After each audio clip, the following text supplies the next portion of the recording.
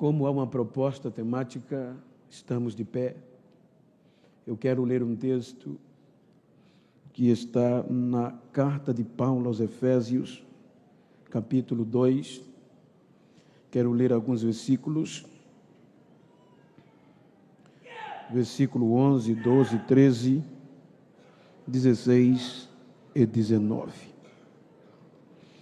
O versículo 11 do capítulo 2 da Epístola de Paulo aos Efésios diz: portanto, lembrai-vos de que vós, noutro tempo, erais gentios na carne e chamados incircuncisos ou incircuncisão, pelos que na carne se chama circuncisão, feito pela mão dos homens. Que naquele tempo estavais sem Cristo, separados da comunidade de Israel e estranhos às alianças da promessa, não tendo esperança e sem Deus no mundo. Mas agora, em Cristo Jesus, vós que antes estavas longe, já pelo sangue de Cristo chegaste perto. Versículo 16: e pela cruz, Cristo reconciliou ambos com Deus em um corpo, matando com ela as inimizades. Versículo 19: assim que já não sois estrangeiros nem forasteiros, mas concidadãos dos santos e da família de Deus. Amém? Quero agradecer a Deus pelo privilégio de conhecer o pastor Paulo, sua muito digna esposa, a cantora Larissa. É uma honra estarmos juntos. Queridos, tomando por base esse texto, eu quero conciliar ao tema proposto da Almadrec. Permita-me e tenham paciência para discorrer a Bíblia e a história, para você sair daqui sabendo o privilégio que nós temos como gentios. Quando nós lemos a carta de Paulo aos Efésios, dentre muitas igrejas do Novo Testamento, o início da igreja de Éfeso foi baseada em poder, na terceira viagem do apóstolo Paulo, por volta dos anos 51 a 53 depois de Cristo. Observem que a igreja em Éfeso, ela é composta de judeus convertidos, mas uma maioria gentias. Por isso que a epígrafe do capítulo 2, Paulo está falando da salvação dos judeus, da escolha dos judeus e dos gentios. Por volta de 10 anos depois que a igreja é fundada, Paulo escreve esta carta, entre 62 e 61, e ele traz à nossa memória que acontecia alguma coisa, que a igreja em Éfeso estava perdendo a sensibilidade do que ela ganhou como gentia e todos os gentios. Veja que Paulo começa dizendo: lembro a vocês, lembrai-vos, de que em outro tempo, que tempo é esse? O tempo do Velho Testamento, vocês eram considerados incircuncisos. Só para vocês terem uma ideia, o que Davi disse com Golias: incircunciso é pejorativo, é imundo, é descartado. Então assim éramos nós, estarmos longe de Deus, separados de todas as alianças de Israel e sem esperança e sem Deus no mundo. Quando ele está falando de gentios e de judeus, ele está falando de todo o povo geracional da descendência de Abraão, o qual Deus escolheu para se manifestar, só eles. Gentios são todos os povos fora da descendência de Abraão, que no original são descartados dentro do primeiro projeto e o projeto original. Então eu quero falar-lhes e pedir a vossa paciência para você saber o que Deus fez por nós, por meio do sangue e por meio da cruz. Quando nós analisamos a história bíblica, os irmãos vão te convir que Deus criou o ser humano perfeito. O objetivo de Deus criar o ser humano foi o adorar. O ser humano é o único ser que tem racionalidade, discernimento e livre-arbítrio. Capítulo 1 do Gênesis, versículo 26, Deus cria o homem perfeito. E a primeira coisa é o Espírito Santo. O capítulo 33, versículo 4 de Jó, Eliú, no seu discurso, diz que foi o Espírito Santo que nos fez. Implica dizer que o Espírito Santo pega aquilo que veio das trevas, pega aquilo que estava no abismo, a terra, e como houve uma decisão de nos criar à semelhança de Deus, do Espírito e do Filho, então ele pega isso que estava sem possibilidade mais, que é a terra, estava na escuridão, no abismo, ele vem e desta terra ele forma o ser humano. O ser humano é formado tão perfeito que, segundo alguns eruditos, o Espírito olhou, viu tanta beleza que disse: eu vou morar nele, porque só pelo Espírito se relaciona com o Pai. Então, quando nós estávamos formados, diz o Eliú, que o Espírito fez e o Todo-Poderoso nos deu fôlego de vida. Agora saímos do capítulo 1 do Gênesis para o capítulo 2, versículo 8. Deus planta um jardim e o chama de Éden. Implica-se dizer o lugar de relacionar. O homem foi feito para permanecer eternamente de pé diante de Deus. Deus estabelece geograficamente um lugar chamado igreja, o Éden. E a partir daqui começa um relacionamento íntimo e estreito entre adorador e o Criador. A intimidade é tão perfeita que quando Deus, na virada do dia, todo dia tinha culto. A Bíblia diz que quando Deus chegava no jardim, não precisava gritar, não precisava dizer eu cheguei, porque a Bíblia diz que só no barulho dos pés de Deus entrando, o adorador já entendia, ele entrou, ele chegou e eu vou adorar. Então havia um relacionamento perfeito. Capítulo 3 do Gênesis, Adão e Eva é ludibriado pela proposta da serpente. E aí vem a queda, e aquele casal que estava de pé, Deus começa com duas pessoas, caem, e o capítulo 3, o ser humano é destituído, é afastado da presença de Deus. Então o pecado vem e a morte, e agora Deus os expulsa da sua presença, e o único lugar de relacionamento entre o homem e Deus é fechado. O Éden é lacrado com uma espada de fogo e com querubins, para o homem não voltar a adorar e comer da árvore da vida. Capítulo 4 do Gênesis, vem a consequência do erro, agravante, assassinato, homicídio de Caim sobre Abel, consequência do afastamento. Capítulo 5 do Gênesis, o escritor faz questão de designar a origem da geração que caiu através de Sete. Capítulo 6 do Gênesis, o escritor traz a degradação geral do gênero humano.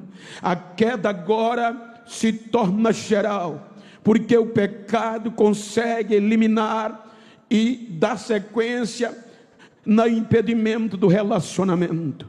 Aí vem Deus e julga e os acha culpados. Então o capítulo 7 do Gênesis vai mostrar uma devastação diluviana. capítulo 8 do Gênesis, pela graça, 8 almas sobreviveram.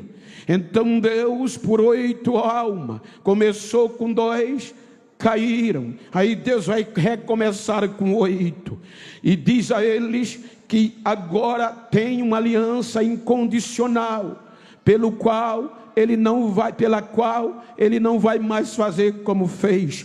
Por isso que quando até hoje chove, biblicamente, você vê o arco-íris no ar, e a Bíblia diz que é Deus lembrando ao ser humano que nunca mais vai trazer dilúvio sobre a terra.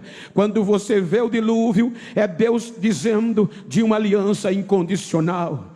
Capítulo 9 do Gênesis, vem o governo humano. Versículo 2, Deus devolve ao ser humano a submissão de todas as demais criaturas, a qual Adão tinha perdido. Capítulo 10 do Gênesis, aí Deus vem o capítulo 10 mostrando a origem dos povos, baseado em Sem, Cã e Jafé. E Deus diz a esta geração do recomeço, que começou com 8, que enche uma terra, mas esta geração também cai, desobedece a Deus com a torre de Babel. Então a geração de Adão até Noé é chamada biblicamente a geração pecadora. A segunda geração do recomeço é chamada uma geração confusa. Por isso que é espalhada sobre a terra em uma confusão, sem Deus e sem relacionamento. Desde o capítulo 3 não há mais culto coletivo como nós estamos aqui. Aí passados anos, aí Deus quer ser adorado por este ser humano. Aí vem o capítulo 12, é aqui em que Paulo começa a comparar os hebreus.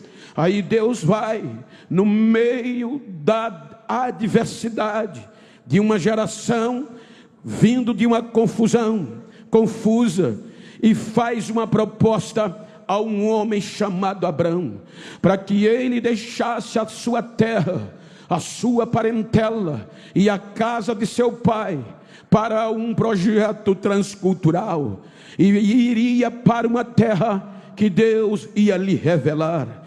Versículo 3 diz que o objetivo de Deus escolher os descendentes de Éber do outro lado do rio era por meio de Abraão gerar um projeto, que por meio deste projeto Deus pudesse reconciliar a ele todas as famílias da terra.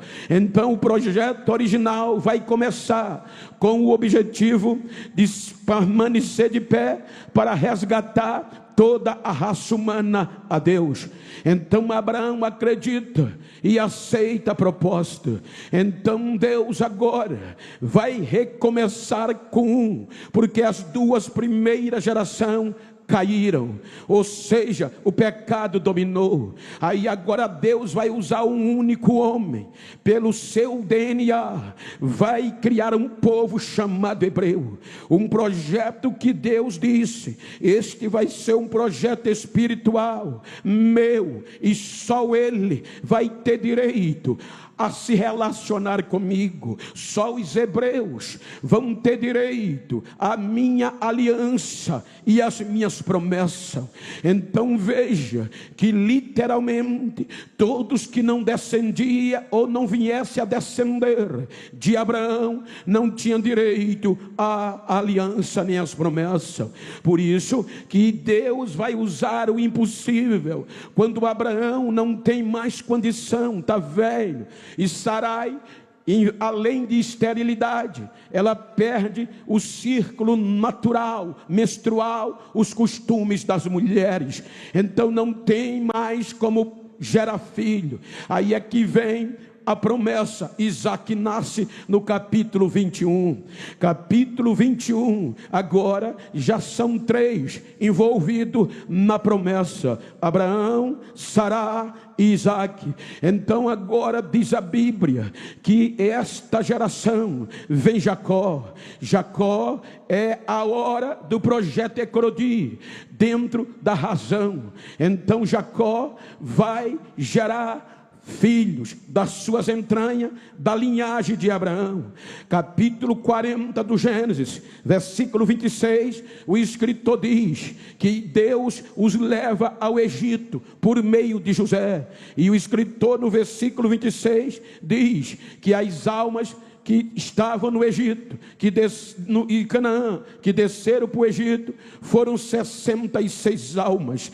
Quando nós contabilizamos com Jacó, e já estava no Egito, José, Manassés e Efraim, o projeto chega no Egito com 70. Observem que 2 caíram. Quando nós analisamos, 8 caíram. Quando nós vamos agora, já vamos começar com 1 e já está 70. Observe, já tem 70 no projeto original. Esses 70 vão desabrochar no Egito. O projeto vai começar a ter vida no Egito. Os patriarcas morrem no capítulo 50 do Gênesis. Aí nós vamos para o Êxodo. No Êxodo diz a Bíblia que apareceu um faraó que não conhecia a história de José, e o projeto já está assustando. Já não é mais 70, já é incontável. Então o faraó tem medo que esse projeto se volte contra ele e vai ameaçar esta geração de hebreus. Então primeiro temos que parar este crescimento, e vamos fazer o quê? Aumentar a carga de trabalho dos homens, porque se eles trabalharem mais, vão se desgastar mais, e vão trabalhar até tarde, e não vão ter tempo de relacionar com a esposa, e se não tem tempo, não vão gerar mais filhos, o projeto vai diminuindo. Então não deu certo, continuava crescendo. Aí ele vem com a segunda proposta: as parteiras. Vou eliminar na origem todos os meninos que nascerem, matem no nascimento. Era a ordem do rei Faraó. Então as parteiras têm ordem para calar e eliminar na origem, na corrente sanguínea. Então, matando a corrente sanguínea, não ia ter mais homens hebreus, e as mulheres iam casar com gentios chamados egípcios, e o projeto perdia a originalidade. Então as parteiras são confusas, porque as mulheres hebreias são fortes, não pararam de nascer os meninos. Então o faraó fica bravo, mas as parteiras dizem: a gente não entende. Quando a gente chega, o menino já nasceu. Elas são fortes, é porque o projeto é original e é de Deus.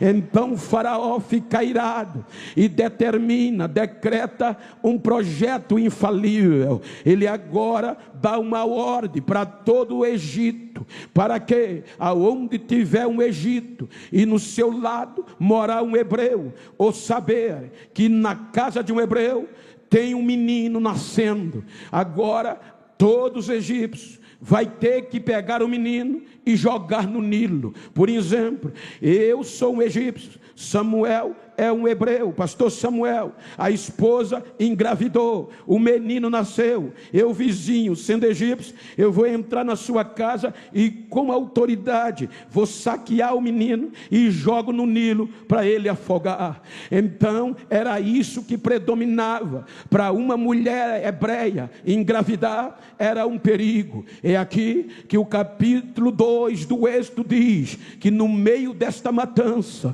veio um varão da descendência de Levi, e casou com uma das filhas de Levi. Era Arão e Joquebede. E de onde vem Arão? De Levi. De onde vem Levi? De Arão. De onde vem Arão? De Levi. De onde vem Levi? De Jacó. De onde vem Jacó? De Isaac. E de onde vem Isaac? De Abraão. Veja que ele quer agora eliminar o projeto, mas na descendência original nasce um menino chamado Moisés. Quando Joquebede olhou, viu a beleza, ela disse: isso é um projeto de Deus, então não vamos matar, ou seja, vou escondê-lo, para que nem os vizinhos, nem o egípcio saiba que ele nasceu. Mas só foi até 3 meses. Depois de 3 meses não conseguiu mais esconder. Então ela diz: se é para um egípcio jogar o meu filho no Nilo, eu mesmo jogarei. Só que ela não joga aleatório, ela prepara um cesto, unta com betume e põe o menino dentro, chama Miriam, sua irmã, e diz: olha o que vai acontecer. O menino é jogado no Nilo, o vento vai soprando e não leva para o alto lado do Nilo, mas o conduz para o balneário da princesa filha de Faraó. Chega no junco, o barquinho emperra na folhagem, e naquele dia, não é coincidência, isso é Deus, a princesa desce para tomar banho com as suas moças. Quando ela chega, o menino chora. Aí as moças vão ver e identifica que dentro do cesto tem um menino, mas o bonito é que ela identifica na cara do menino: esse menino é crente, esse menino é dos hebreus, ele é diferente. Então ela leva para a filha de Faraó. Aí Miriam estava de olho e chega e diz: princesa, eu conheço uma ama das hebreias que pode cuidar dele para a senhora. E hebreus lá no Egito era escravo. A princesa diz: chama ela. Ela chama. Quando ela chega, a princesa diz: olha, cuida dele para mim até o tempo que eu mande chamar, e eu vou te pagar um salário. Você vai ter carteira registrada. Procura nesse tempo outro escravo que saiu com carteira assinada e com salário fixo para cuidar do projeto de Deus. Ela já sai. Agora Faraó, que queria matar o projeto original, ele agora vai patrocinar, ele agora vai sustentar, ele agora vai ajudar o processo a se desenvolver. Deus usa Moisés para tirar este povo do Egito para a liberdade. Qual era o objetivo de Deus? Colocar Israel no Mediterrâneo, no meio da terra. Se você lê Isaías 41:19, Deus disse: eu vou plantar no ermo, no deserto. Eu plantarei a murta, a faia e outras árvores, e a oliveira, que é o sinônimo de Israel, a alegoria por ser produtiva. Então Deus estava dizendo: eu vou plantar Israel no meio da terra, para que todas as nações, oliveira, Israel, todas as outras árvores, as nações, para que todas as nações vejam, para que todo o povo saiba que foi a mão do Senhor que fez isso, e foi Deus que o criou. Então Deus vai conduzi-lo à terra prometida, Jerusalém, Mediterrâneo. Então Deus tem o projeto, e Moisés resgata o povo do Egito, sem relacionamento. Se você ler, depois da morte dos patriarcas, não tem a geração do Egito, não tem relacionamento, porque a cultura do Egito impregnou, reverência, meu pastor, na cultura dos hebreus, porque lá eles nasceram. Os que vieram de Canaã já morreram. Toda a geração, há quem diga que a Bíblia diz cerca de 600 mil homens de guerra, não é isso? Que saíram do Egito, salvo engano, fora as mulheres e os meninos. De uma conta básica, há escritores que dizem que no mínimo tinha 2 milhões de pessoas. Agora imagina, começou com 2, caíram. Recomeçou com 8, caíram. Agora recomeça agora com Abraão, e já está em 2 milhões. É mais fácil de derrubar, mais difícil de derrubar. Então sai do Egito sem relacionamento com Deus. Então vamos para o capítulo 24. Aí Deus quer usar e descer no projeto. Capítulo 24 do Êxodo, versículo 3. Deus propõe uma aliança condicional com esta geração. Por isso, se você ler Mateus 1:17,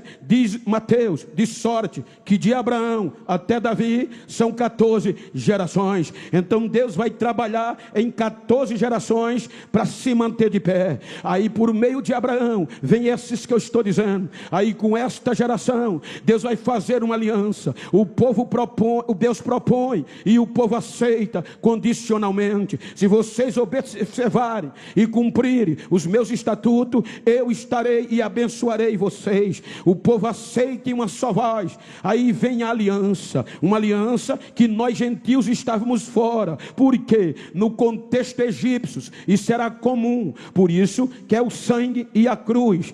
Veja que eu fiz algum curso arqueológico no Cairo, e lá no Cairo os arqueólogos dizem que a cruz e o sangue já era uma prática. Por isso que quando Israel sai do Egito, ele sai no costume da cruz, porque a cruz para os egípcios era uma chave da liberdade para a vida futura. No Museu do Cairo tem uma estátua de Ramsés II, um dos faraós, e quando ele morre, está lá a estátua, as mãos cruzadas no peito, em cada mão uma chave em formato de cruz, porque a cruz era a única chave que dava liberdade para a outra vida. Então observem que quando no Egito Jacó estava vivo, quando ele vai abençoar os filhos de José, ele cruza os braços. Parece acepção, mas não é. Cruzou é cruz. Ele faz a cruz e abençoa os meninos. Quando Deus vai tirar o povo do Egito, ele usa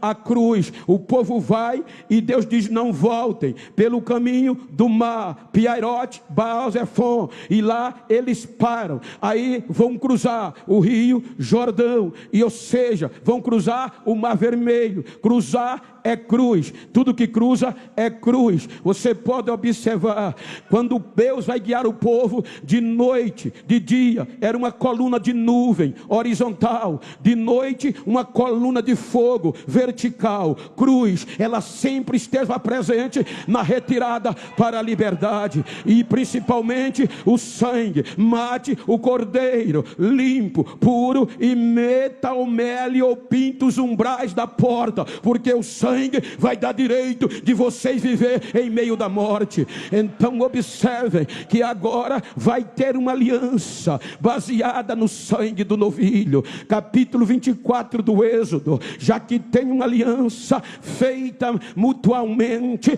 aí Deus diz: agora eu vou descer, porque desde Gênesis 3 não tinha mais culto coletivo, igreja. Agora tem uma igreja com direito às alianças e às promessas. Por quê? Porque no capítulo 20 do Êxodo tem a entrada dos mandamentos. Capítulo 21 vem a lei. Agora vai ter aliança. No capítulo 24, aliança, lei e mandamentos. Então vem Deus e diz: já que tem tudo isso, e o sangue do novilho vai dar acesso a vocês, a mim, vai justificá-los diante da queda, aí vou preparar um lugar que não vai cair. Aí começa o tabernáculo. Veja que o Deus do tabernáculo é Ele que faz. Moisés só usa os inteligentes para construir, mas peça por peça, milímetro por milímetro, é Deus que decide.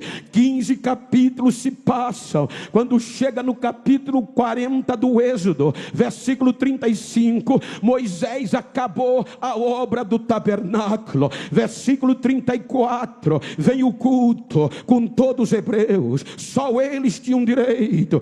Sangue derramado, sacrifício de animais, louvor e adoração. Aí diz a Bíblia que justificados pelo sangue de novilho, pela cruz do Egito e da tradição, agora quando eles adoram, a glória de Deus desce sobre a tenda, sobre o tabernáculo na terra. A glória encheu a casa, que o versículo 35 diz que nem Moisés podia entrar na tenda, porque a glória de Deus encheu o lugar. Agora a glória está na terra de novo, a glória está no meio do ser humano de novo, mas só para os hebreus.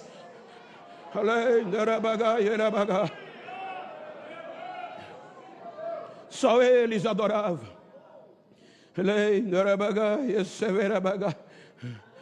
Esta geração que saiu do Egito, saímos de Deuteronômio, segunda chance, e vamos para Josué.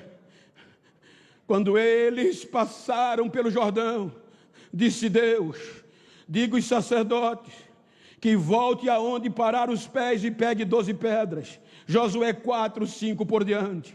E essas pedras vão servir de memorial para uma geração futura. Quando os vossos filhos perguntar o que essas pedras significam, vocês vão dizer: quem sou eu? Como vocês cruzaram o Jordão?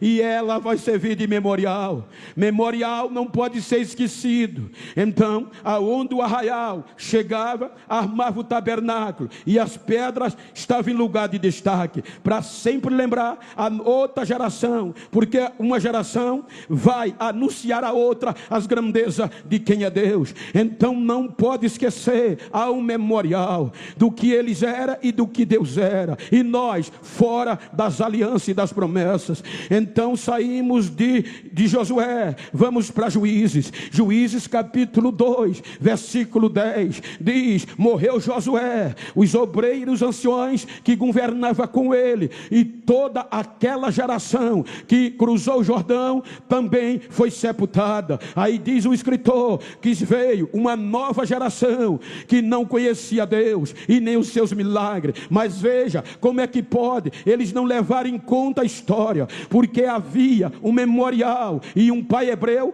passava para o menino quem é os feitos de Deus. Uma geração passa para outra. E o que esta geração faz, já que está na facilidade, estou na terra prometida, não tem mais inimigo, quem ladeava era a fugia dos cananeus. Então esta geração se junta com os cananeus e se esquece de Deus. Para que mais orar? Que nós estamos no lugar que tudo dá certo. Esqueceram da história, esqueceram do passado e não eram mais a mesma. É aqui que está um perigo que eu sempre gosto de frisar, da nova geração. Louva a Deus por estar em Cuiabá, mas já tem muitos lugares pentecostais que não pode mais falar línguas estranhas. Já tem muitos lugares, depois da pandemia, igrejas grandes, pentecostais, que o bilhetinho já vem: se puder pregar devagar e não falar línguas estranhas, é melhor, porque a igreja está depressiva e está sensível. Não pode falar arrebatamento, não pode falar línguas estranhas.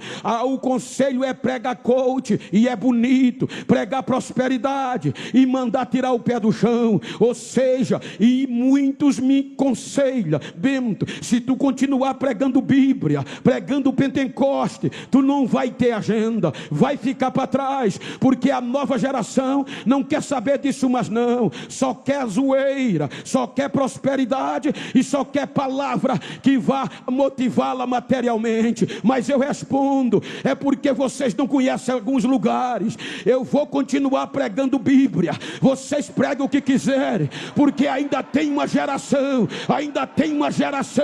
que conserva, ainda tem uma geração sobrevivente. Me dizem: mas não tem mais? Eu digo: tem. Eu louvo a Deus que agora, mês de janeiro, eu estou no pré-congresso da Almadecle, e aqui dá para sentir, ainda pode falar línguas estranhas, ainda tem uma geração que guarda o memorial da cruz e do sangue. Deixa eu ouvir o barulho dela, deixa eu ouvir o barulho desta geração.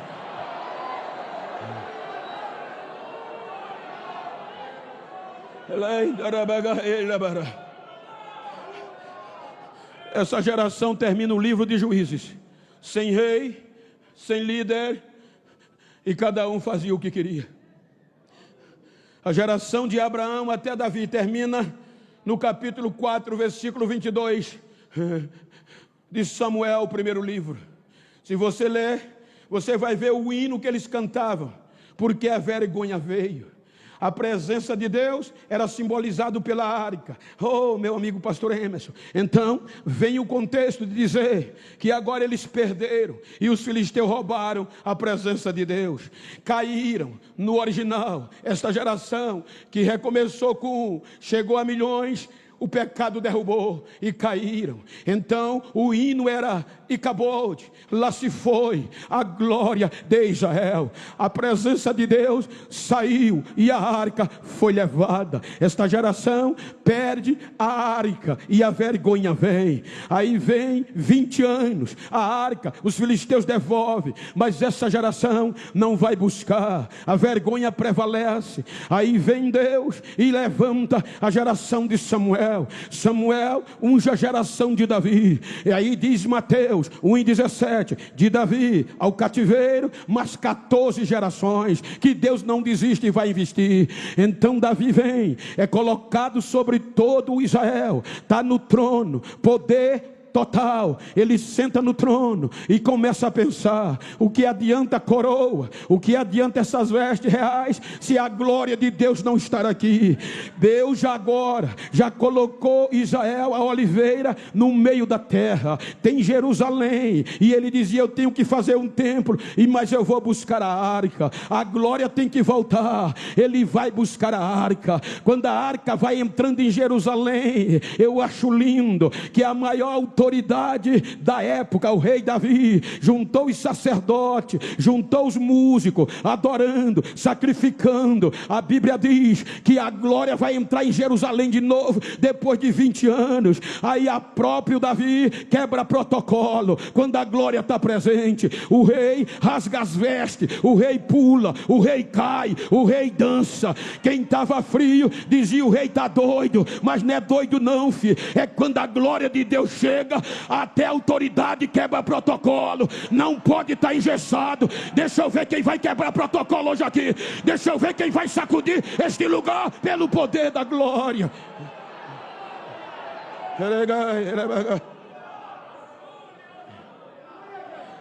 De Davi vem Salomão. Salomão constrói o sonho de Davi, o templo. Quando ele inaugura o templo, olha o que Deus faz. Segundo as Crônicas 7:16, ele diz que os meus ouvidos, os meus olhos estarão neste lugar perpetualmente, e o meu coração habitará aqui para sempre. Era Deus dizendo: agora eu vou morar aqui, vou morar entre vocês, eu vou morar na terra também. Agora não vai ter distância, não é templo móvel, agora é templo físico. A arca de Deus é colocada agora uma vez por ano, tem culto coletivo de adoração, por base na aliança do sangue de novilho e nas tradições, ou seja, nos cerimoniais. Então vem Salomão, e a partir daqui a glória está lá. Mas passa esta geração, e até o Roboão, até o reinado de Jeconia, esta geração de Davi também cai. O pecado vem,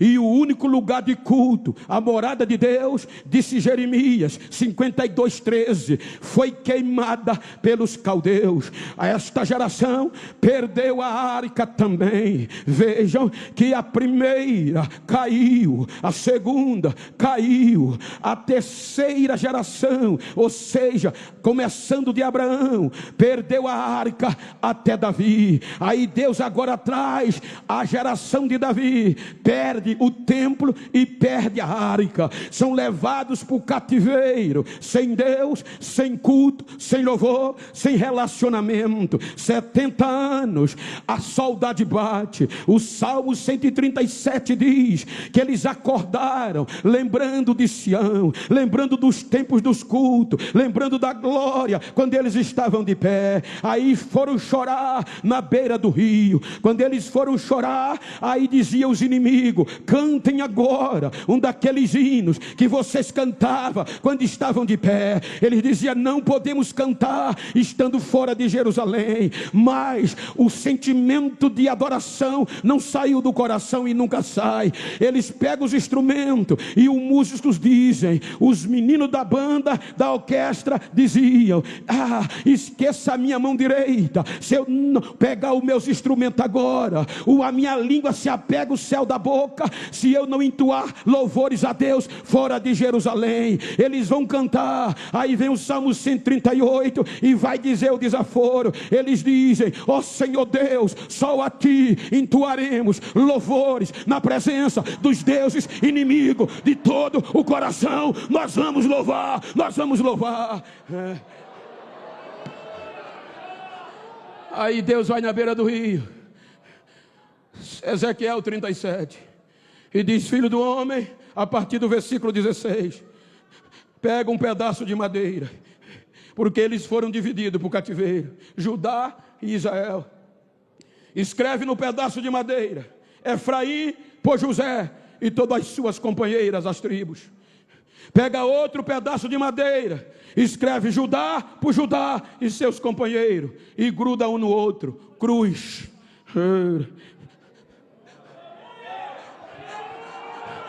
E começa a andar no meio do meu povo com a cruz nas costas. E quando eles perguntarem: tu não vai esclarecer o que significa essas palavras? Aí você diz: escute o que diz o Senhor. A partir de hoje, tanto Efraim como Judá vai ser um só na minha mão, é uma madeira só. Ou seja, pela cruz não vai ter desunião. Vou unir de novo no outro, mas vou trazer vocês de volta. Ou seja, olha para quem está ao teu lado e diz: aqui nesse reino não tem ninguém melhor que ninguém, não tem ninguém maior que ninguém, mais importante que ninguém. Diga para ele: é uma madeira só, é uma madeira só, é uma madeira só, é uma madeira só.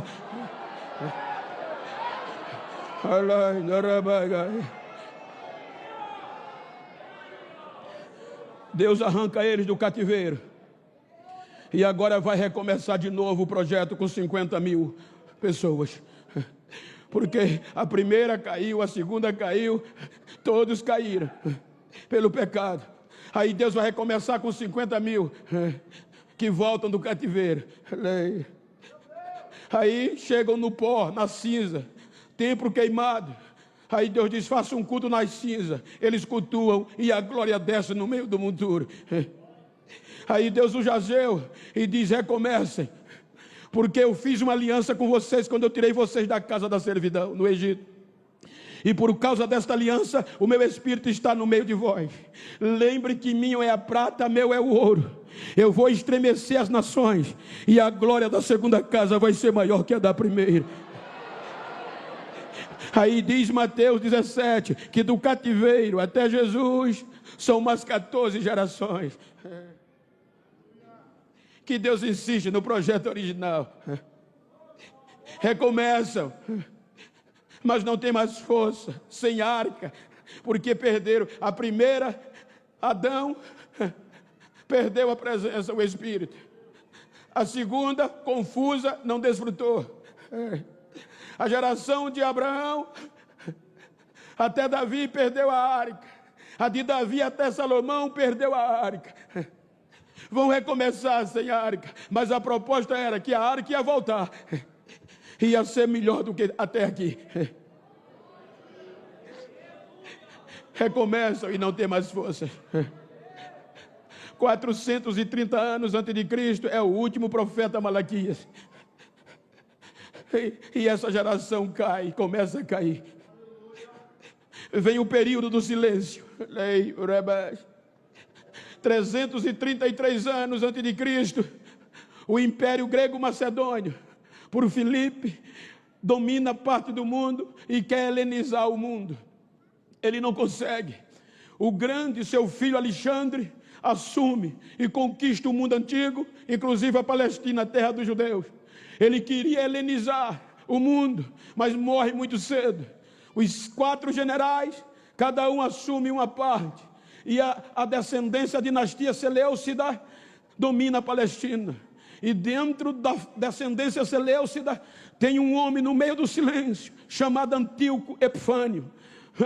E ele vai massacrar, ele vai helenizar toda a Palestina. Na Grécia, isso é, o que for de arte, o que for de cultura, o que for de linguagem, o que for de religião, tudo vai seguir os preceitos da Grécia. Então o próprio hebraico perde valor, porque vai funcionar o grego. As moças que eram hebreias vão perdendo a sensibilidade.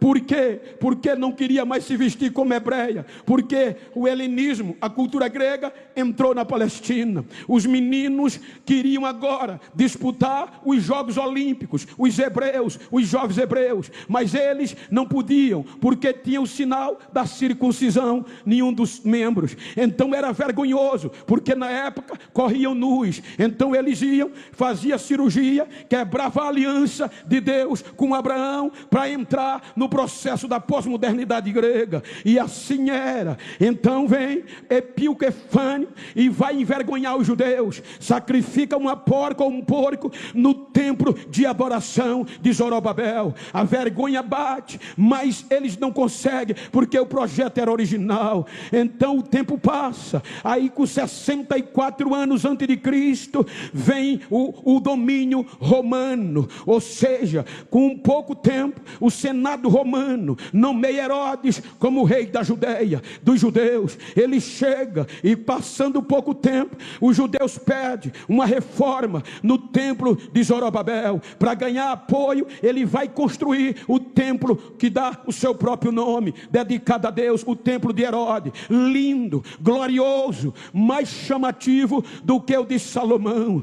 Só que agora os sacerdotes vão dominados pelo Roma. Não era mais separação original. Se eu fosse um judeu e tivesse jogo de cintura, minha família tivesse dinheiro, eu era separado para o ministério, mesmo muito sem ser judeus, sem ser hebreu. A confusão vem, Jerusalém se corrompe. Esta geração de Davi ao cativeiro também caiu, do cativeiro até Jesus também caiu. Então o que é que vem agora? Vem agora o contexto da devastação. Corrupção em Jerusalém, corrupção no templo. Tinha ouro, tinha prata, tinha boi, tinha sacrifício, tinha toda a liturgia, mas não tinha palavra, não tinha unção. Isso quer dizer, pode a igreja ser até bonitinha, mas se não tiver palavra, se não tiver unção, não tem graça, é um ajuntamento.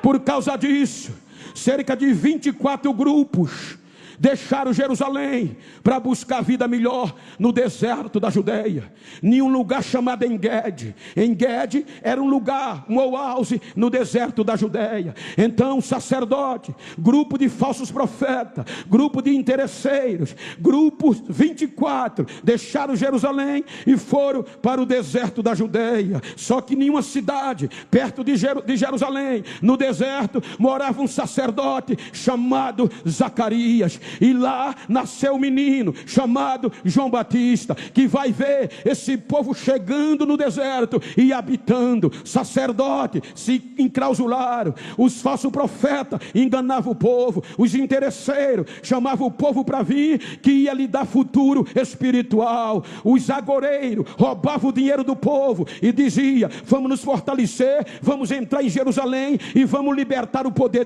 tirar o poder de Roma. E isso eles iam enganando o povo. Olha o que é que a Bíblia diz, que agora, enquanto Zacarias estava, ou seja, agora no meio deste terror de corrupção, aí Deus não suporta, aí vem o anjo antes de João e vai na Galileia, chega no povoado de Nazaré, Lucas 1:30, ele grita: Maria, não temas, olha, tu achaste graça diante de Deus, no teu ventre tu vai conceber um filho, e o nome dele vai ser Jesus. Ele vai ser grande, ele vai ser chamado Filho do Altíssimo, e Deus vai dar o trono de Davi, seu pai, e o seu reino não vai ter fim. Ele vai reinar para sempre.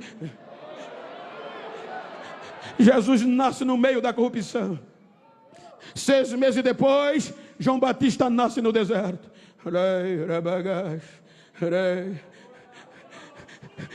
Jerusalém, corrupto. O deserto, corrupto. Aí Lucas diz que no 15º ano de Tibério César, quando Pôncio Pilato era governador da Judeia, quando os filhos de Herodes governavam na Galileia, na Judeia, Troconite, Idumeia, ou seja, veio a palavra do Senhor a João Batista no deserto da Judeia, no meio da corrupção no deserto, no meio dos falsos profetas. João Batista não aguenta, e ele vai entrando. A Bíblia diz que ele abre mão de muitos privilégios, se alimentando de mel silvestre e gafanhoto, no original o suficiente só para se alimentar e sobreviver. Ele vem pregando uma palavra que não é nova, uma palavra que não é estraboférica. Ele vem pregando uma palavra que Isaías pregou, que Malaquias pregou, mas não importa se é a mesma, o importante é a graça, a unção e o poder. E ele vai pregando no meio do deserto: arrependei-vos que é chegado o reino de Deus, arrependei-vos que é chegado o reino de Deus. Mensagem simples, impacta Jerusalém, impacta a Galileia, a ponto de um dos filhos de Herodes ficar com raiva. Quem esse cara pensa que é? E manda prendê-lo. Quando está preso João, aí vem Jesus para Naim. Quando Jesus chega em Naim, o filho da viúva morto vai saindo. Aí Jesus toca no esquife e diz: menino, levanta. O menino levanta e ele devolve a mãe, e a notícia eclode no deserto e toda a Galileia. Aí os discípulos de João vão no presídio, dizendo: João, que coisa linda está acontecendo. Pensaram que ia parar a palavra que tu pregou, mas não pararam não. O que é que houve? Tem um que é maior do que tu, João. Tu só prega, ele está ressuscitando até morte, ele está fazendo coisas grandes. Aí, enquanto João estava vivo aí fora da cadeia, impactou Jerusalém. Aí os de Jerusalém, sintetizando os 4 evangelhos de João e Lucas e Mateus, eles dizem que os de Jerusalém, a diretoria, mandou os fariseus ir até o deserto, saber quem é esse cabra metido a besta que está pregando uma palavra que está atraindo toda a Galileia. Aí os fariseus chegam e dizem: olha, a gente veio com a autoridade de Jerusalém, eles mandam saber quem é você. Você é o Cristo? Sou não. Você é Elias? Também não. Você é um profeta? Também não. Ora, se tu não é o Cristo, não é Elias, não é um profeta, ora, que é que você é? Eu sou uma voz que clama no deserto: arrependei-vos, arrependei-vos. Ora, dais uma resposta. A gente tem que voltar com a resposta para eles. Quem é você? Se você não é o Cristo, se você não é profeta, não é Elias, como é que você batiza? Aí João diz: eu sou fraquinho, eu só batizo com água, mas já está um entre nós que vocês não conhecem. Ele veio primeiro do que eu, porque é antes de mim, e eu não sou digno de desatar as sandálias dos seus, o caldaço da sua sandália. Ele é maior do que eu, porque ele existe antes de mim, e ele já está entre vós. Eu vos batizo com água, mas ele vem para batizar com o Espírito Santo e com fogo. Ele é diferente. Mataram João.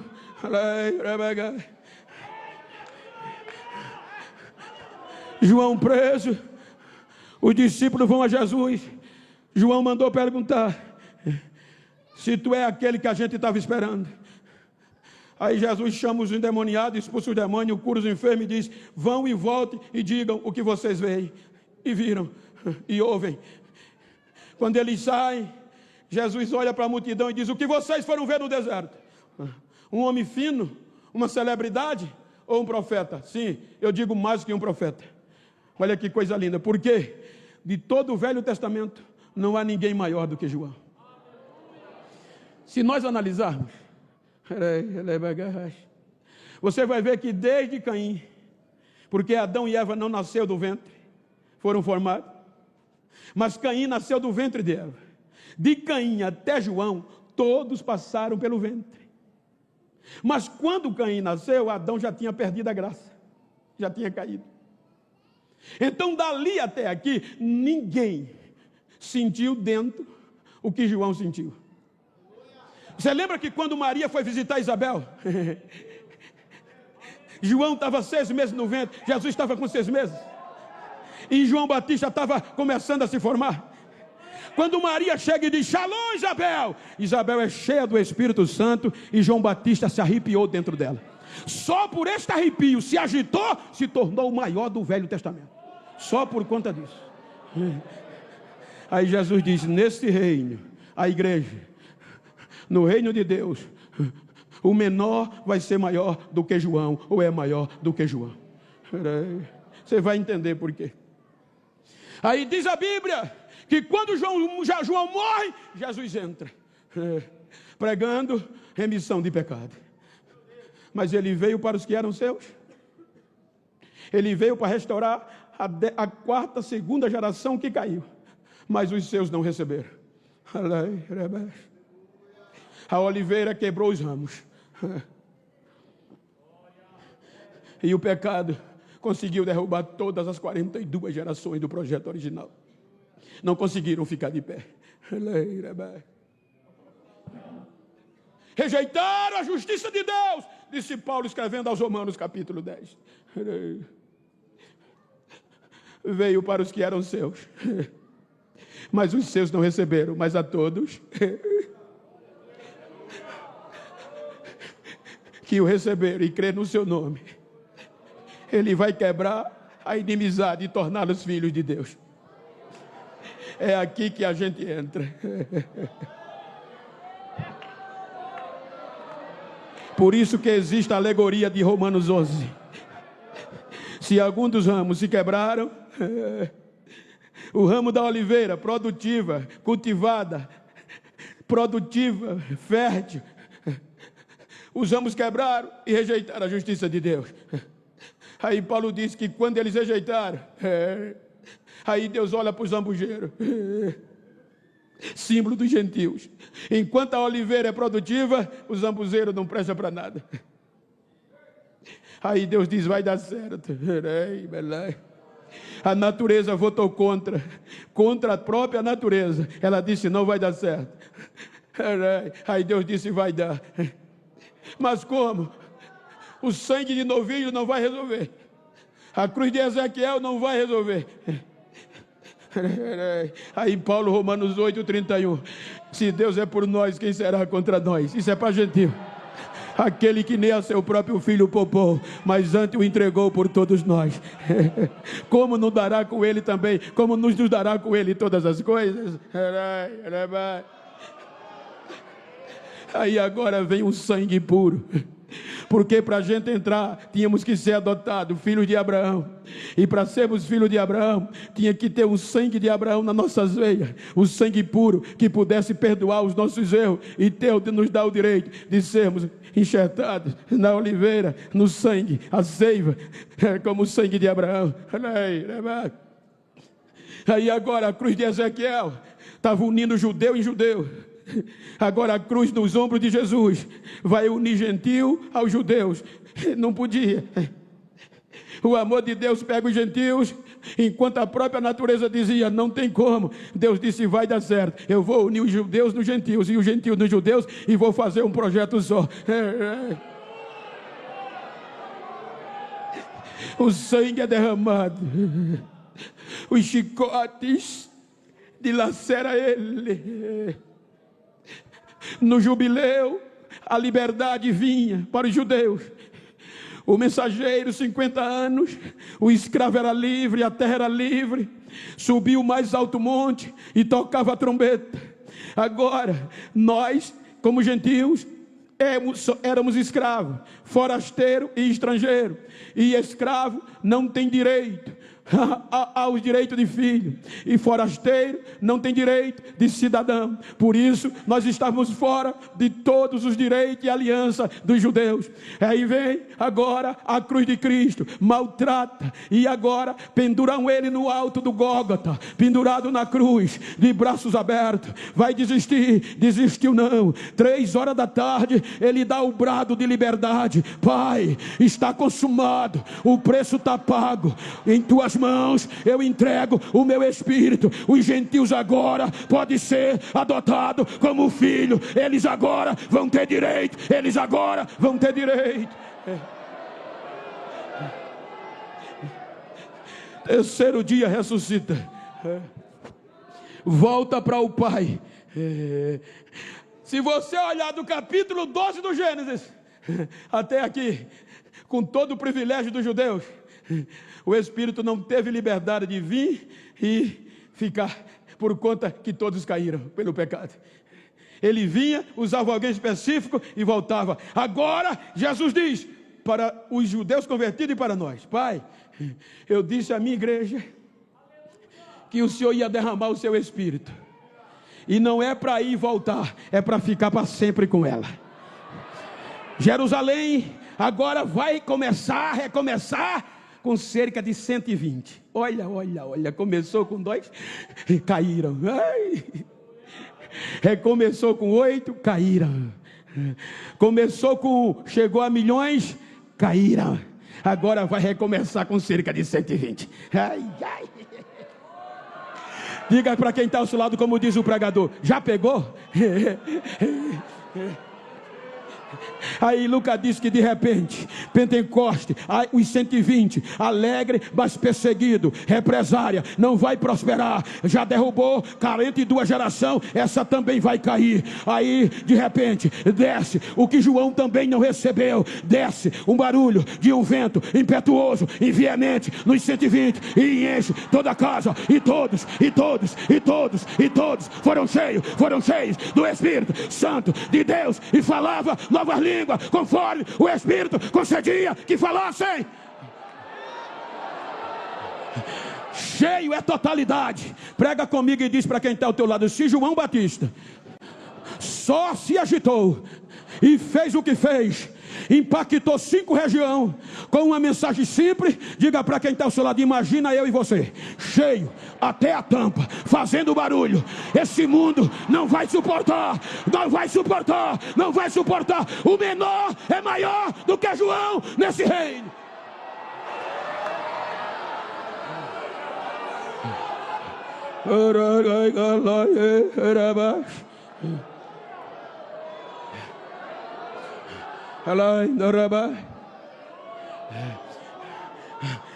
Depois você lê em casa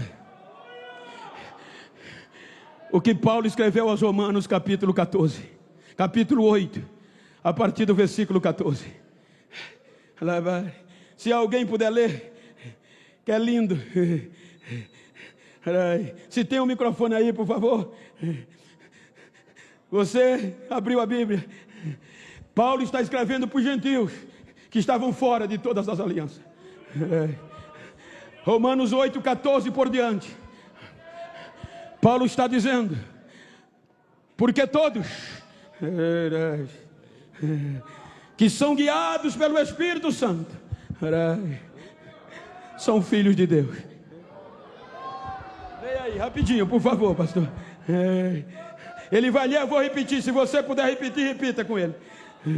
Romanos 8, 14 por diante. Porque todos os que são guiados pelo Espírito de Deus. Aí, pastor, a igreja.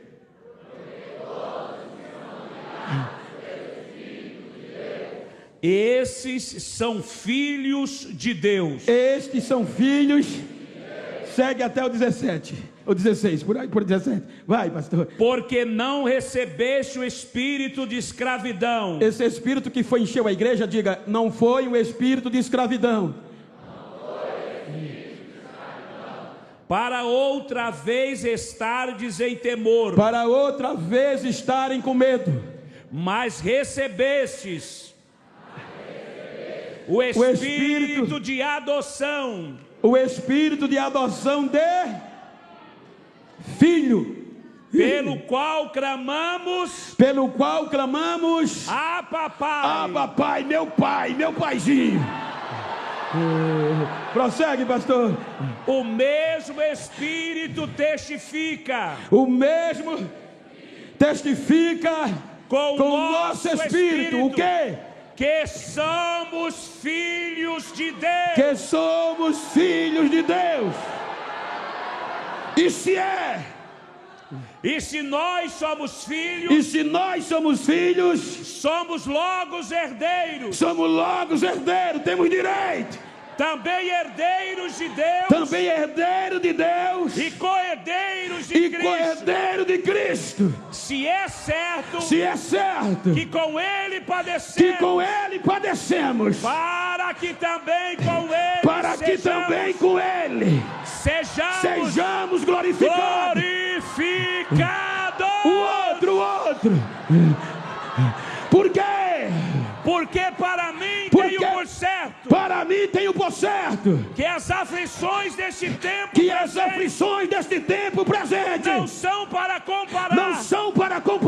Com a glória. Que há de ser revelada. Então bate no peito aí. Olha para quem está ao teu lado e diga: eu não sou mais escravo. Agora eu sou filho. Agora eu tenho direito. Agora ninguém me derruba.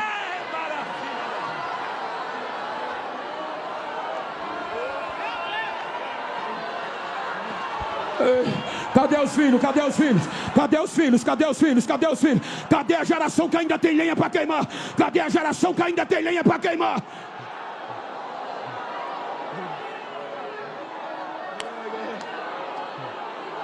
Aí vem Pedro falando para os gentios e judeus convertidos da Ásia. Capítulo 2, na primeira carta, versículo 9. Ele junta as 3 unções que Deus investiu nas 42 gerações. Aí ele diz para nós: vós, diga comigo, vós sois a geração eleita, sacerdote, uma unção real, outra unção e profético, que foram escolhidos, foram adquiridos por Deus. Saímos das trevas para a maravilhosa luz, para anunciar as grandezas daquele que nos chamou das trevas para a sua maravilhosa luz. Cadê a geração eleita que ainda tem lenha para queimar?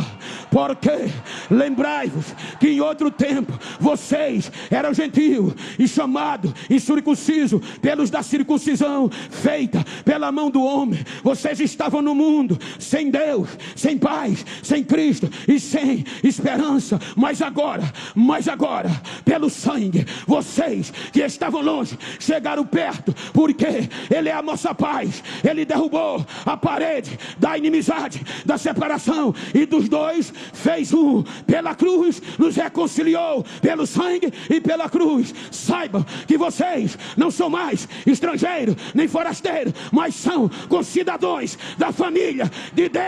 Tem direito.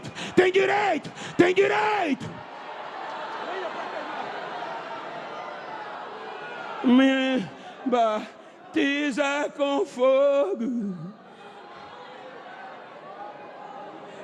Diga: antes do sangue de Cristo, antes da cruz, eu não tinha direito, mas agora eu tenho. Fique de pé, por favor.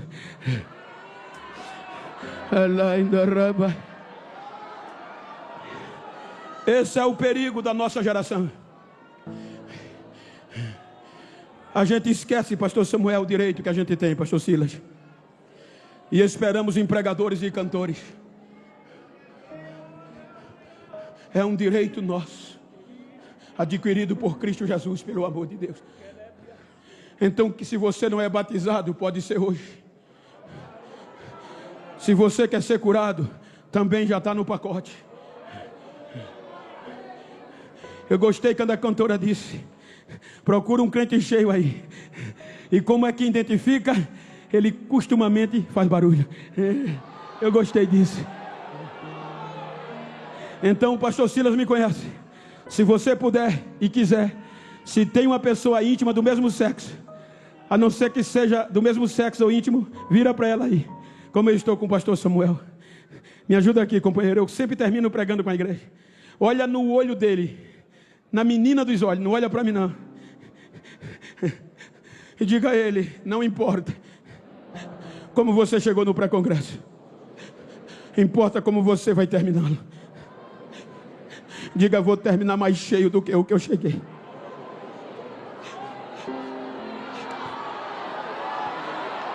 Diga a ele: eu vou sair pingando azeite, porque eu faço parte de uma geração que está de pé e vai continuar de pé.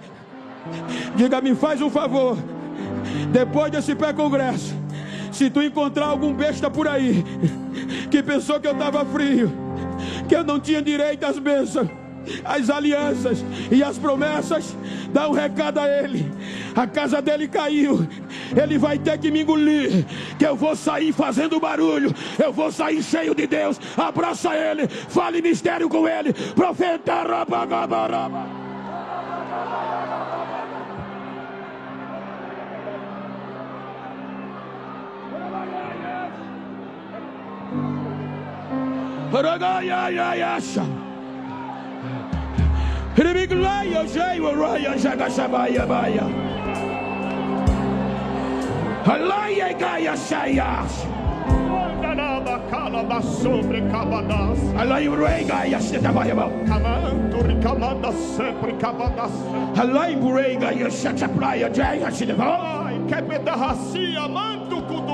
Eu estou tirando pedras do meu altar e estou semeando no meio da minha igreja. Há uma glória sobrenatural descendo entre vós. Eu renovo, eu levanto, eu faço. Recebam a apoteose da minha glória nesta hora, diz o Senhor. Agora, agora, agora, agora, agora, agora.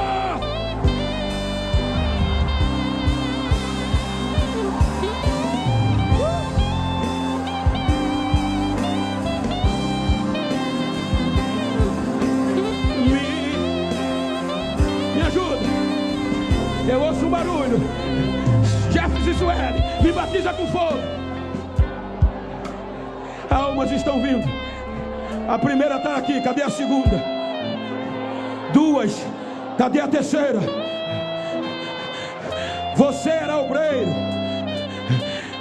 e caiu, mas a geração está de pé. Volta. Você cantava, enfraqueceu, ainda dá tempo. A geração está de pé. Volta. Cadê a terceira alma? Vem, aonde você está, ajuda ela aí.